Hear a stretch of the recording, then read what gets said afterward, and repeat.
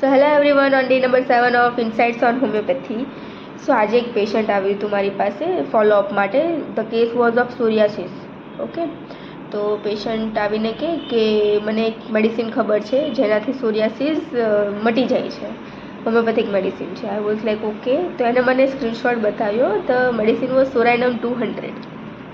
મેં પૂછ્યું એમને કે આ ક્યાંથી ખબર પડી તમને? તો કે યુટ્યુબ પર હું વિડીયોઝ જોતો હતો અને એમાં મને ખબર પડી કે સોરાયનમ 200 કરીને મેડિસિન આવે છે જે ક્યોર કરી દે છે psoriasis, right.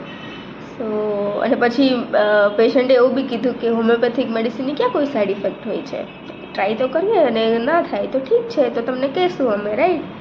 So I was like no, આ બિલકુલ શું કહેવાય એક્સેપ્ટેબલ નથી. બિકોઝ અગર કોઈ મેડિસિન તમે લેશો વિધાઉટ કન્સલ્ટેશન અને એ તમારા કોન્સ્ટિટ્યુશનને મેચ નથી થતી, તો એ મેડિસિનનું ડ્રગ પ્રૂવિંગ તમારામાં સ્ટાર્ટ થઈ જશે. મતલબ કે એ મેડિસિનના સિમ્ટમ્સ તમારા બોડીમાં પ્રોડ્યુસ થવા લાગશે એન્ડ એ તમારી તકલીફને એગ્રાવેટ કરી શકે છે, રાઈટ. સો કોઈ બી મેડિસિન વિધાઉટ કન્સલ્ટેશન સ્ટાર્ટ નહીં કરવાની. અગર કોઈ મેડિસિન સ્ટાર્ટ છે તો એનું ફોલોઅપ પ્રોપર આપવાનું ડૉક્ટરને. બિકોઝ એવું ના થાય કે એ મેડિસિનનું ઓવરડોઝ થઈ જાય ઓર એ મેડિસિનના સિમ્ટમ્સ પ્રોડ્યુસ થવા લાગે તમારી બોડીમાં. So yes, it's a big no કે આ બધા ગૂગલ એન્ડ યુટ્યુબ સજેશન પર ટ્રસ્ટ ના કરાય.